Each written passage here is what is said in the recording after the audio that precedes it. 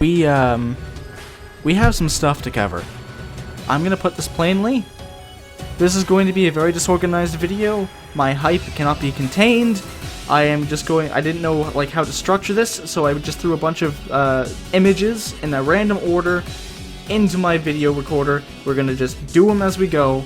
Whatever pops up, I'm just gonna do like a rapid fire round, and we'll go from there. Ready? Let's go. So to begin with, we have a Dynamax feature, which is like the Mega Evolution of this region. It just turns your Pokemon huge.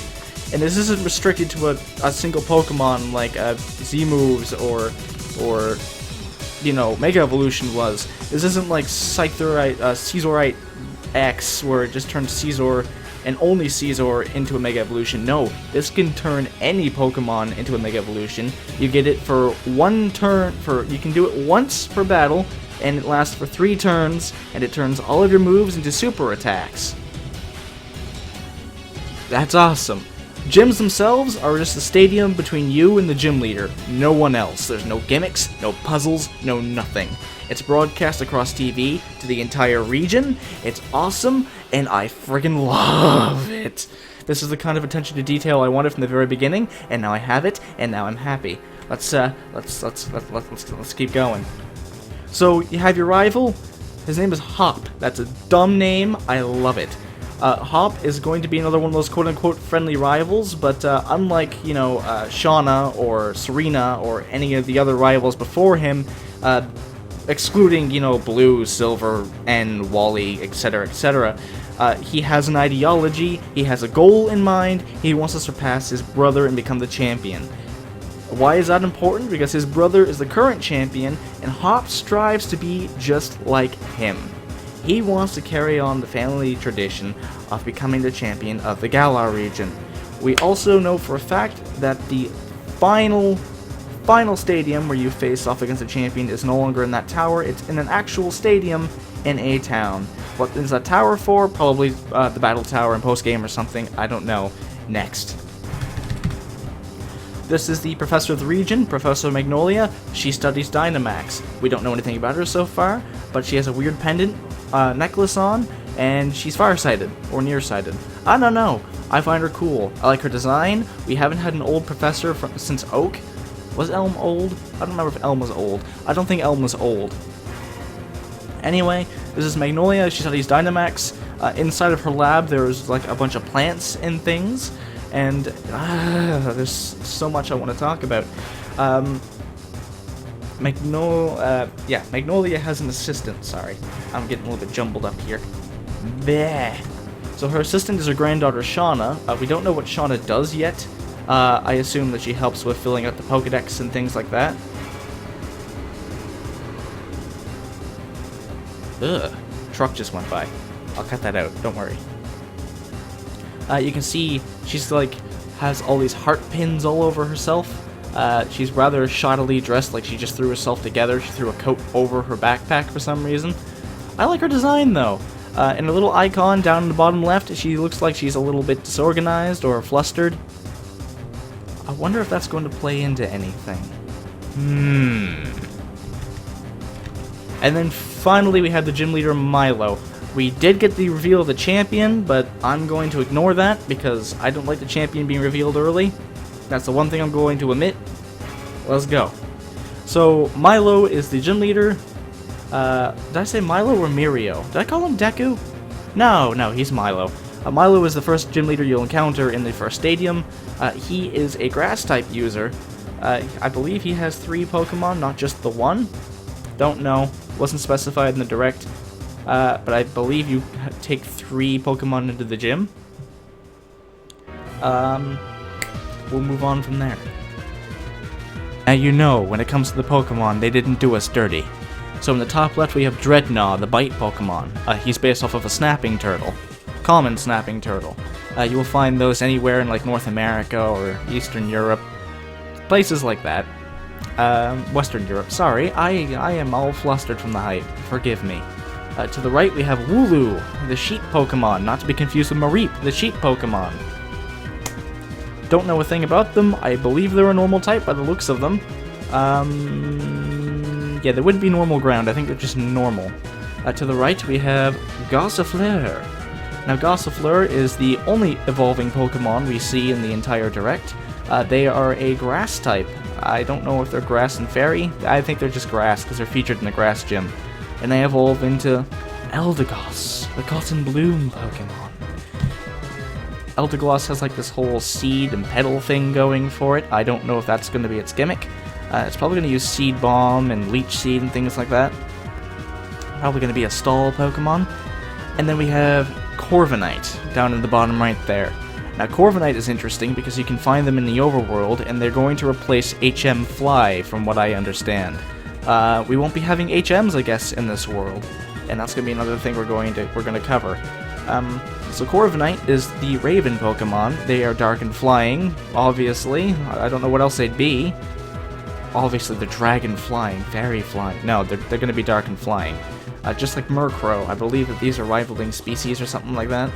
I don't remember if that was covered in the Direct. I might just be imagining things. My imagination's going wild. So Corviknight, they will fly you to any town you have previously been to.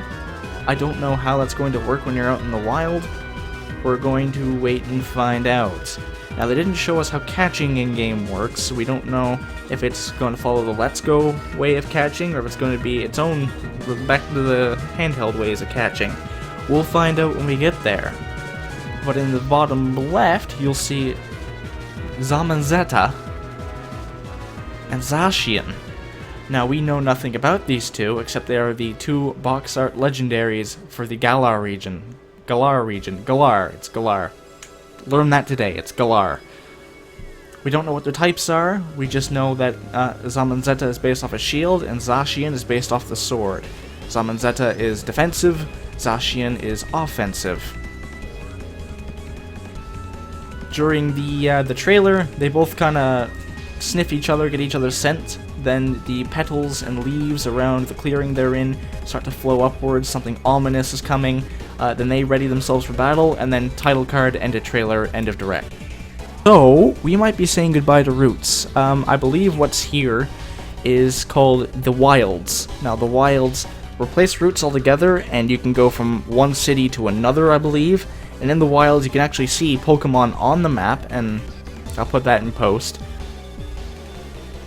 And you can go from point A to point B. I don't know what they're going to be able to do in terms of like surfing and things, because it looks like they're getting rid of HMs in this game. If you look way off in the distance, you're kind of staring at that crown. I believe that's going to be the final stadium. To the left, that's the town where the starters were revealed. To the back, that's the town with the giant crown. Behind that, there's another town that resembles London, if we're going by the map. Hang on. Yeah. Yes, that's correct. And then in this area, you can see wild Pokemon. You can shake the trees to get Pokemon. You can walk in the tall grass to find random Pokemon. It's a friggin' mess, man. And I love it. Oh my god. So you can fish at the edge of ponds. You can shake trees. You can just run in the tall grass. You can whistle to call Pokemon out of the grass. Ah, the wilds are just so friggin' diverse. I love it. So, the very opening shot of this Direct has us back in the town, the second town, that we see on the map. It's off in the distance after Route 1, and here we're seeing it from a different angle. So, this train here, I'm going to guess, goes into that industrial city where we saw the starters revealed. This is that little church area, and then if I'm going to shrink my arrow a little bit, down here is the end of Route 1 into the actual town itself, so players will run up here and then grab a train. I'm going to guess that this game might be open world by the looks of it. Everything is kind of connected through the wilds, and you go around by a train from town to town. Not quite sure how that works. Maybe you can't access certain trains until you get a badge. I don't know. But it looks like we have the roof of the Pokemon Center here. This is new. The Pokemon Center has like the roof tiling. Ye old roof tiling and a little chimney for chimney sweeps. There we go. I see a bit of the neon sign here. I don't think we see an actual Pokemon Center the entire Direct. This is the closest we get. It's got like a little neon glow going around the rim of it, like an old-fashioned diner. I really like the design of this from what I can see of it so far, but we're going to move on for now. I really quickly wanted to point out I'm an idiot. There is another Pokemon Center, and it's right over here. We can see the side of the window and it has some nice gray brick to it. It certainly stands out. They can't miss it because it's got, again, the neon glow in the night sky. Now, I'd like to point out this is the town where we found the starters. We saw this from a little bit of a distance. We have our female trainer down here, being all cutesy. It looks like the city's actually quite alive. We have a lot of NPCs walking around. What looks to be a phone booth? I'm gonna guess that's a phone booth. Maybe to call the ravens to let you go from town to town. Though I believe, actually no, they roost on carts. We'll get to that later. And then up here is the stadium for this area, and that one looks big enough to, it might actually have a puzzle, but I doubt it. Unless the first gym is literally just the Coliseum. But these Coliseums are built just to house Dynamax. That's how big the friggin' battles are going to be. I probably won't end up using Dynamax. It doesn't look like it's like that big of a deal. Obviously going to use it for gyms. We have a store, a little shop over here. It probably sells this region's version of the Castalia cone. Or the old chateau, old gâteau, old cake. I cannot speak today. I am way too hyper. We have two more stores over here. I think this one looks to be like it's apparel. I don't know. I can't quite tell.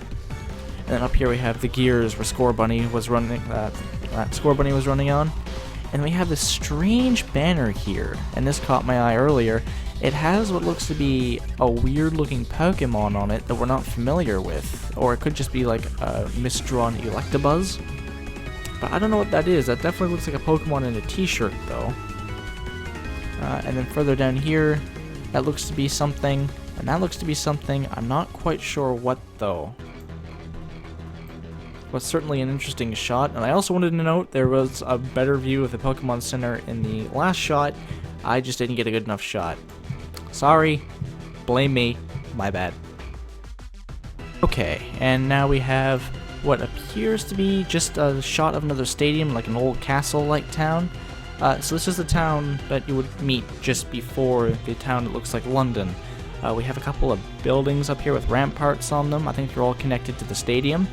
And the stadium has that giant crown on it, so I think this might be where you fight the champion. Not 100% sure, but I don't think it's going to be in that London town. I think that might be for post-game. Or for something similar. Maybe it has something to do with legendaries, I don't know. What I'm wondering is, what's with the extravagant spires? These are certainly a strange design choice, but they just go into a turret over here, so I'm going to guess these are just for transportation, but then where do you take them to? Very counterintuitive design here. Not that I'm an architect or anything. I don't get to speak. I'll shush now. That's all I have for this shot. Although I really do like the castle walls here and the way the building is like kind of encroached into the wall itself. That's nice. Wait, there is like this strange symbol down here. I think that's the entrance into this stadium.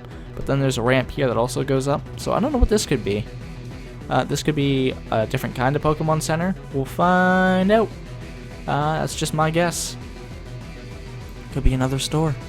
Not really anything interesting in this shot here, except for this huge cylinder here, which appears to be turning this cog, which appears to be doing something in the warehouse. I do want to point notice to this cargo crate here that appears to have some strange writing on it. We don't know if this is based on the unknown, or if this is just some kind of Galarian language. But I'd like to note that way in the back here, there's another Pokemon Center on the far left, and we can see it a bit better. It's blocked off by some shrubs there. Again, has a chimney on the roof, nothing really impressive. And we have this old rusty catwalk, which we're going to walk down. I'm going to guess that this has to do with how you get around the town. Could be that this leads to the stadium entrance, or some kind of side quest. I don't think this is going to be like our main form of travel to get around, of course, but anything's possible. It's Gamefreak. Next shot. So there are two things worth mentioning here. One, I forgot to mention that while you're in the wildlands, you have control of the camera. Complete control of the camera for the first time in Pokemon history. Secondly, battle animations got a serious upgrade. I kind of whited this one out because it was so bright. This is after the Raven Pokemon just used like Brave Bird or something, and now there's just this huge nuclear explosion on that poor sock. Anyway, that's all I wanted to say for this shot. Next. So, upon seeing this, I am now 112% convinced we will not be getting HMs back. No more HM slaves in Pokemon Sword and Shield. we will be using man-made and Pokemon methods of transportation to get around. By Pokemon methods, I mean we're going to be going to special stands to talk to the Raven Pokemon, who will take us back to any town we've already visited, so he's essentially Fly. Then we have this man-made bicycle, water bike, which will replace Surf. I don't even think there's going to be a Rock Smash or Cut in this game by the looks of it. It just looks completely open world to me once you get past a certain point. The world's your oyster, you know? Yeah, that's basically all I really have to say about this shot. It's beautiful. I don't like the fact I like the fact we don't have HMs anymore. I hated always having my sex slot filled by a B-barrel. B-barrel. And that was basically that. Next. Okay, so next up we have these strange pedestals. These are for the raids, 4-person raids, so you get together with your friends, you all link up, you enter your world, go into the wildlands, you gather around a pedestal, and you'll enter a raid battle, which I will show you in just a second. Just before I do, I want to discuss this, because this is really weird. So these basically act like beacons in the open world, which you go to face a raid boss. The raid boss you can catch, it'll be Dynamaxed, so it's going to be huge when you face it, but it's not a normal Dynamax, apparently. It's going to be infinitely Dynamaxed until you catch it, or beat it. Only one person in your party can Dynamax per battle, so you have to choose among yourself who's going to do it, meaning this is probably going to be local wireless, because I don't see this being an online feature. Neat. Next. So this is a Dynamaxed Pokemon in a raid battle. You and 4 friends team up against it.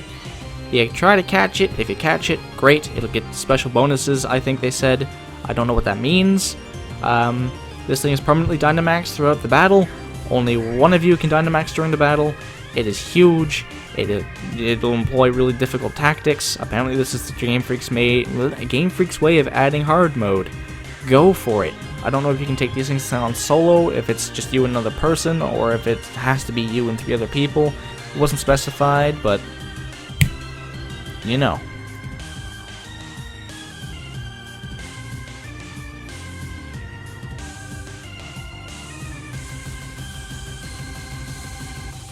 Alright. Okay. So, this is the first time Gamefreak has ever told us who the champion is in a direct. I do not like this. I like him. I like the fact that he's kind of like, he looks a little bit cocky, but yet he also looks kind of humble when he's out in public. But during the battle, it's just you and him, and he's trying to gauge who you are. Like, look at that stare. He's trying to see into your very soul. He's very regal looking. You meet him at the beginning of the game. Obviously, he's there at the Pokemon lab. Don't really know what his gimmick is. All we know is that he is the champion. I don't know why they introduced him so early on. Maybe to give the rival a bit of flavor. I don't know. I am kind of glad. I mean, we got to learn something about the rival. That's all I can really hope for, I guess. Anyway, that's all on him. Alright, so the very last thing I wanted to cover today were the Sword and Shield legendaries. These are the box art legendaries, I do believe. We have Sword and Shield, respectively, Zacian, and I forget the other one's name. Give me just a second. I have it on my Discord. Give me a second. I should have prepared for this. I am an idiot. There we are. Okay. Zamazenta. Right. So Zacian, Zamazenta. Both of these are wolves. Both of these appear to be siblings of some kind. They seem to have like a little sibling rivalry going there. But they seem to be also very like duty bound. The second something ominous shows up, they both in unison kind of give each other a little glance, and then they stance up and get ready for battle and start glowing and do a little other great legendary crap. I'm excited to see what these two can do. They kind of look like they're going to fuse together. I will make a video on that probably later on what that could entail. But notice Zacian's sword. That's not a part of him. That's like a separate entity. Unlike Zemanetta, which is like a literal part of Zemanetta, it's his mane. Zacian's sword appears to be separate. The only thing that's actually on him is his crown. So how would Zacian eat if that is like fused to him? Maybe it's just a piece of equipment he takes with him at all times? I don't know. Anyway guys, that's going to do it for me today. This was a very long and tiring to make video. My hype has finally settled down. I can think clearly. If you can't tell by the fact that I'm stuttering because of my speech impediment, I'm sorry about that. I also lost my pop filter today. I don't know where that went. Sorry. I know it's terrible. I'll do better in the future, I promise. But for today, that's all I got for you. I hope you all have a beautiful day. Stay beautiful, and I will see you in the next video, whenever that is. Bye!